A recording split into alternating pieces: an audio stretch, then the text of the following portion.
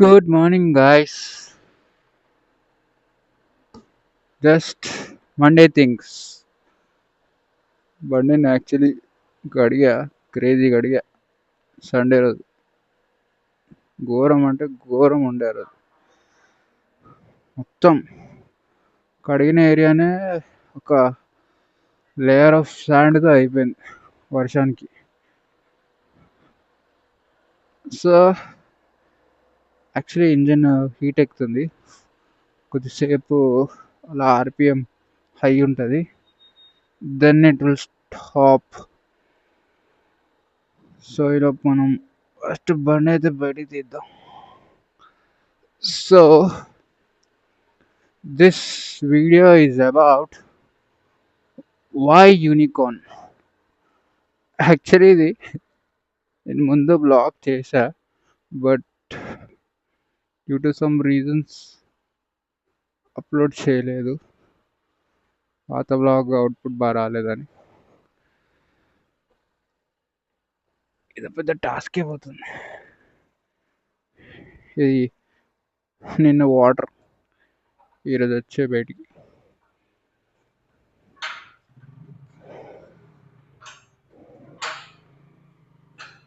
RPM normal అయిపోయింది.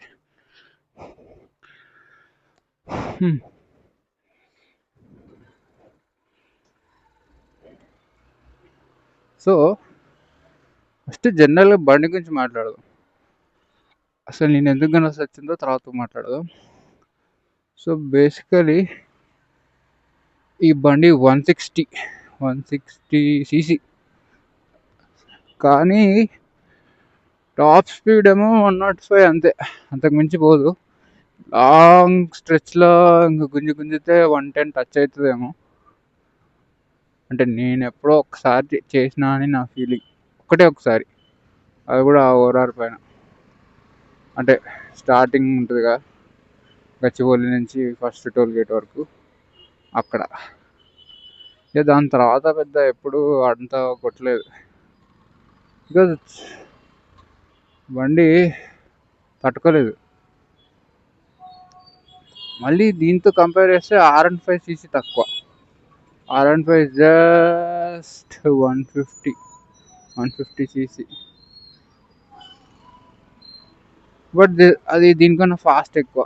Because ఇది family పరంగా డిజైన్ చేసిన బండి, that is like for sportive thing. So అది ఫాస్ట్ ఎక్కువ, లుక్స్ ఎక్కువ, దానికి టార్క్ తక్కువ అని నా ఫీలింగ్. దీనికి కొంచెం టార్క్ ఎక్కువ ఉంటుంది, బికాజ్ దీనిపైన నలుగురు కూర్చున్నా కూడా వెళ్ళిపోతుంటుంది మంచిగా. సో దీనికి ఏమో అలాయ్స్ ఉన్నాయి. దీని పాత మోడల్స్ లైక్ BS3 వాటికి అలాయ్స్ లేవు అని నాకు గుర్తు, బికాజ్ అప్పట్లో దీనికి కూడా అలాగే ఉంది. ఇది నాది ఒకటే మోడల్. సో జీవితం ఎన్ని యూనికార్న్లు ఉన్నాయి, రోజు కదే అనిపిస్తుంది నాకు. ఇక్కడే ఒక 5 యూనికార్న్స్ ఉన్నాయి. సో యా, ఫ్రంట్ మాత్రం ABS, బ్యాక్ వచ్చేసి డ్రమ్ బ్రేక్స్ దీనికి. సో ఏంటి భయ్య అంత జోష్లో ఉన్నావు నువ్వు?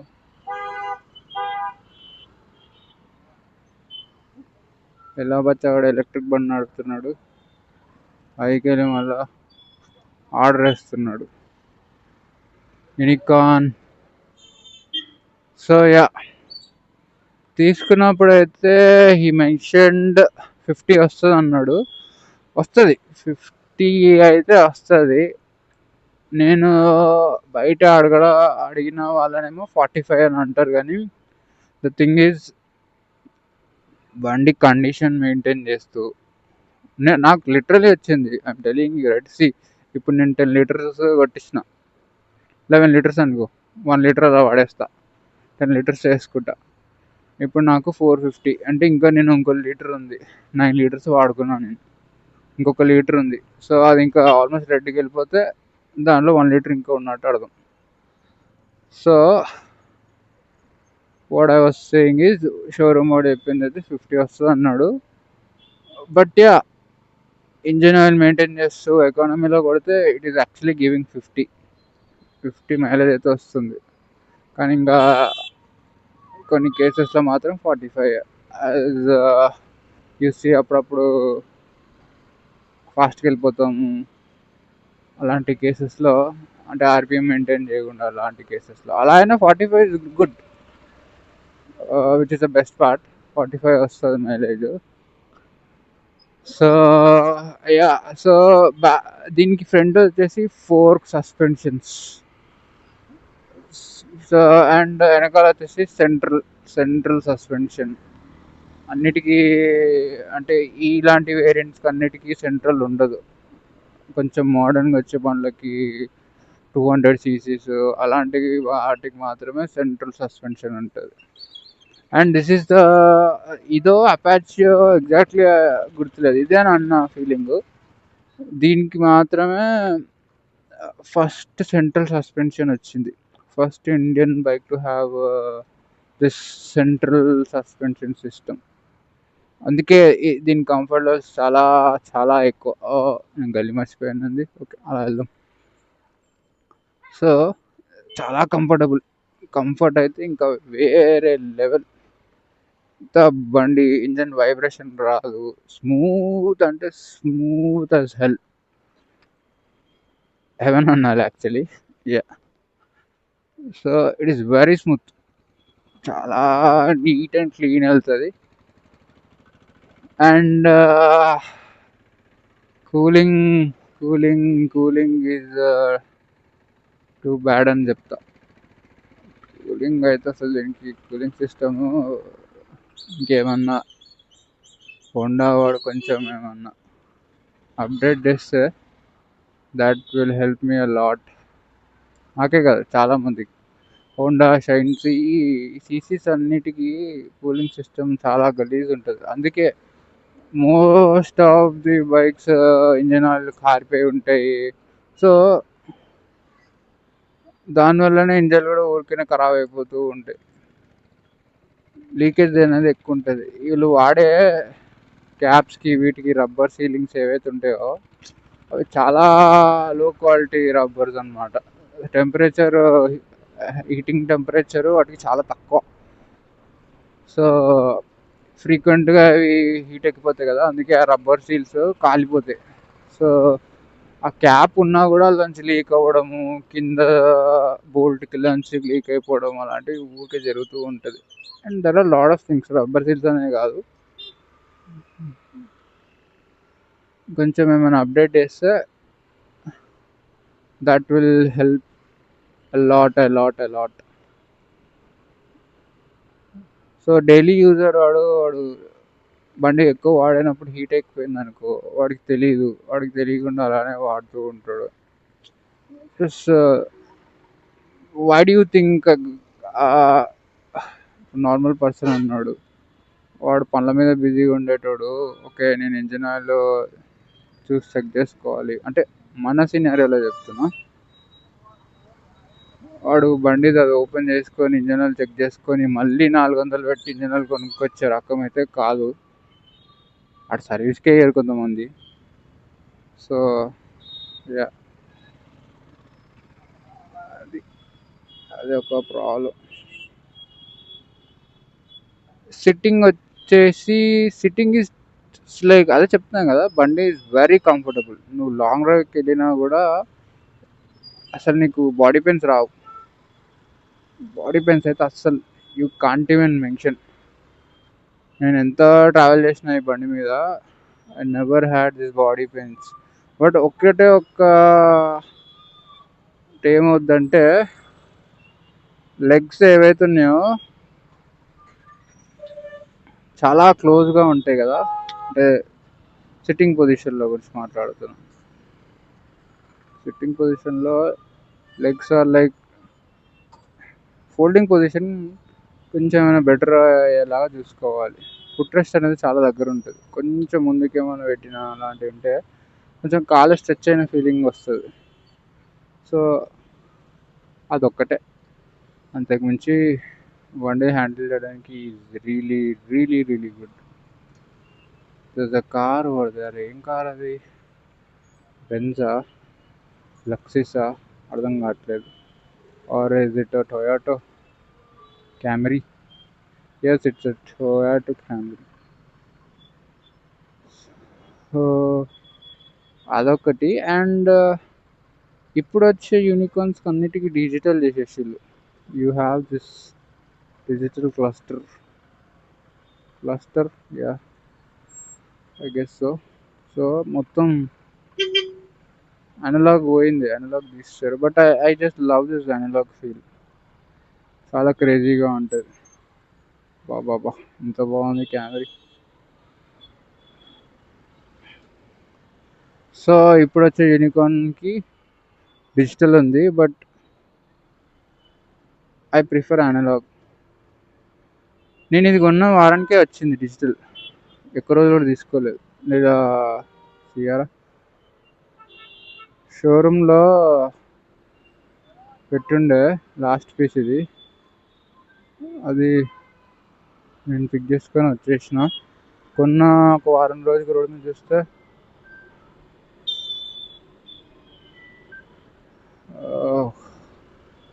చెమట కారుతుంది ఇంతగానం.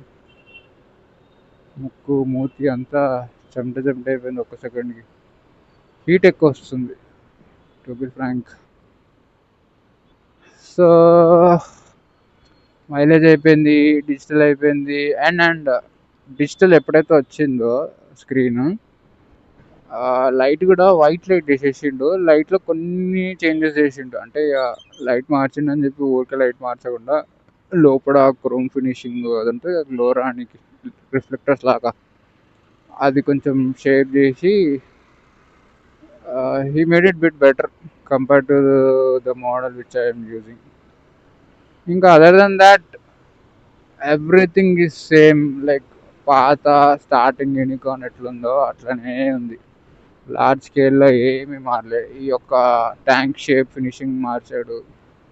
This thing has changed. అప్పుడు పాత BS3 వాటికి ఎన్ని లీటర్స్ ట్యాంక్ నాకు తెలియదు. ఇప్పుడు మాత్రం 13 లీటర్స్ ట్యాంక్ అన్నాడు. 13 లీటర్స్ ట్యాంక్, దట్స్ గుడ్.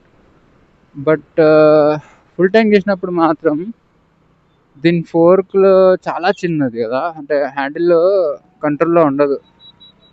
బండి ఇటు అంటే అటు వెళ్ళిపోతుంది, ఇటు అంటే అటు వెళ్ళిపోతుంది. బికాస్ ఆ పెట్రోల్ అనేది లోపల నూపుతుంటుంది అటు ఇటు, బాడీ అటు ఇటు వెళ్ళిపోతుంటుంది బండిది. సో హ్యాండిల్ అనేది కొంచెం, అండ్ ఈ వైట్ స్ట్రిప్స్ నుంచి వెళ్తున్నప్పుడు కూడా హ్యాండిల్ కంట్రోల్లో ఉండదు. ఆ వైబ్రేషన్ అనేది కొద్దిసేపు అలాగే ఉంటుంది.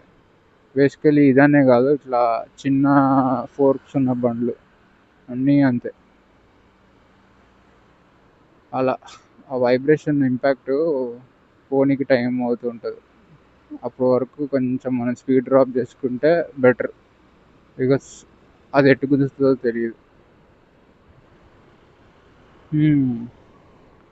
ఆబ్వియస్లీ అలౌస్ కాబట్టి ఇట్స్ ట్యూబ్లెస్ బండి. మైలేజ్ అయిపోయింది. ABS ఫ్రంట్ మాత్రం ABS which is really really helpful. కొన్ని కేసెస్లో మాత్రం ఇట్ ఈస్ నాట్ హెల్ప్ఫుల్ అని అంట. బికాస్ దీని ఫ్రంట్ టైర్ చాలా చిన్నది, బ్యాక్ టైర్ పెద్దది. అంటే చిన్నదంటే ఈ బండికి ఇంతే ఎక్కువ. సో అప్పుడప్పుడు టైర్ స్లైడ్ అయిపోతుంటుంది. ABS అన్నప్పుడు స్లైడ్ అవ్వద్దు, but yeah it slides of అంటే బ్రేక్ వేయంగా. ఈ యూటర్న్ కోసం పంచాయతీ ఇదంతా. So what do we have?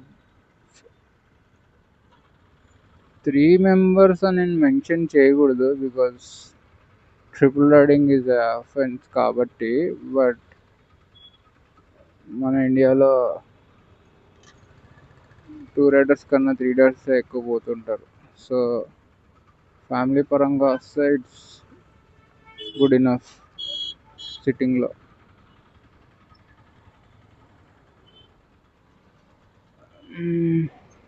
Tool kit ఉంది. టూల్ కిట్ ఈ మధ్య అన్నిటికీ వస్తుంది.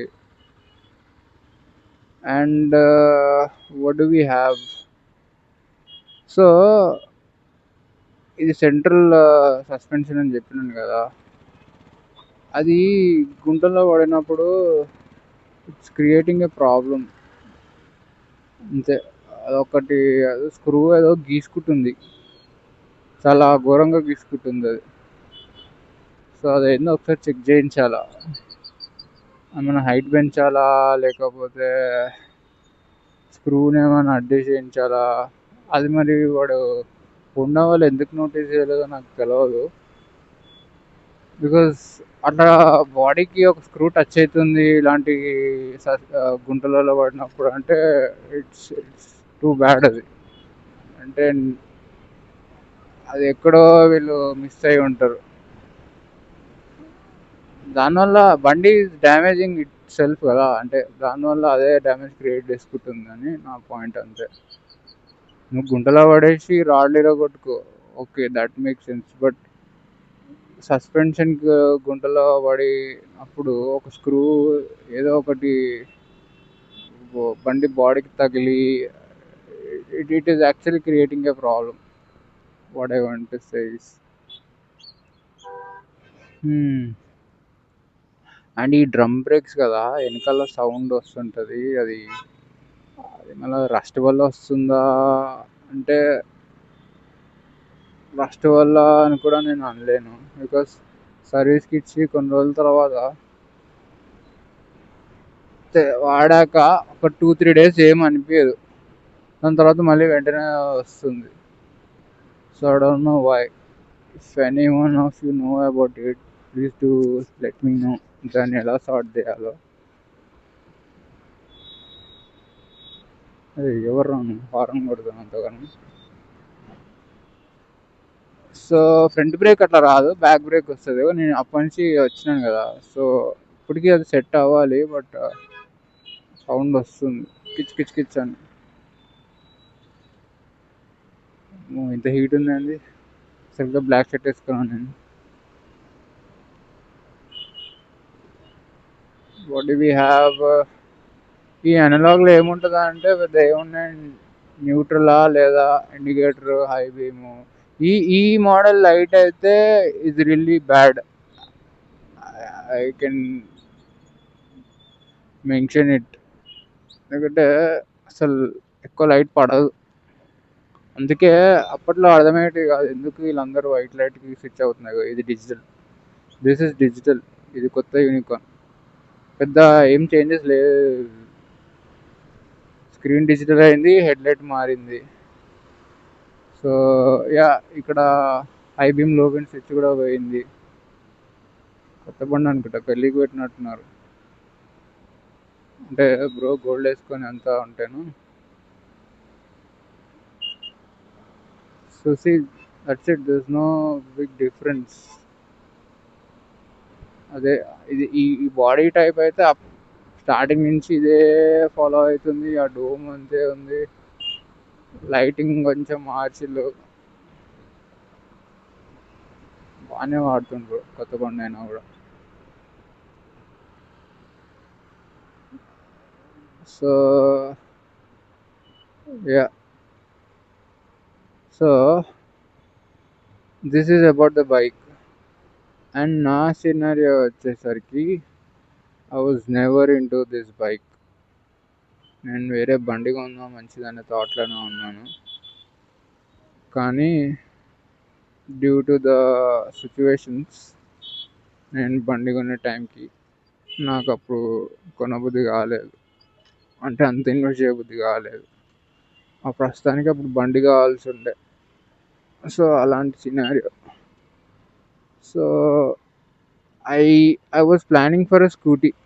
ఫస్ట్లీ స్కూటీ కొందామనే థాట్లో ఉండి స్కూటీస్ చూసా. స్కూటీస్ చూడడం అంటే అది మళ్ళీ ఓ కూడా కాదు. ఇంకా మనకు తెలిసిందే కదా, యాక్టివ్గా పోతే.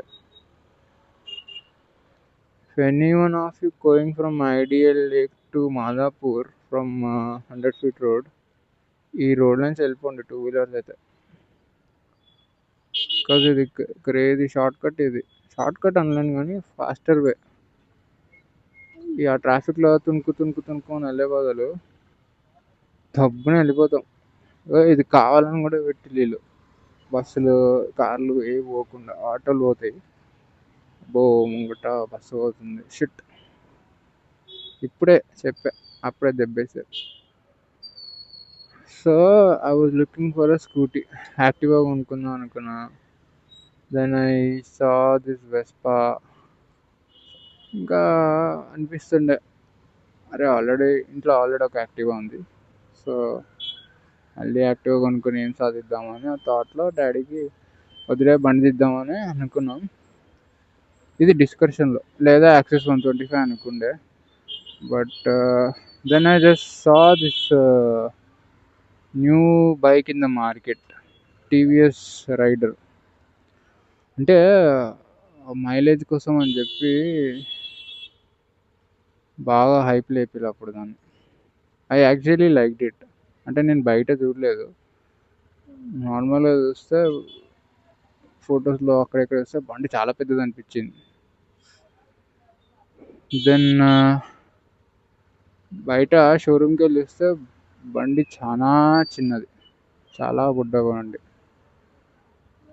ఎంత చిన్నగా ఉందంటే స్ప్లెండర్ కన్నా చిన్నగా ఉంది. సో ఇది ఇట్లా ఉండదు, వీడి మట్టేసిందని ఇట్లా అయ్యింది. But this is like very faster way. So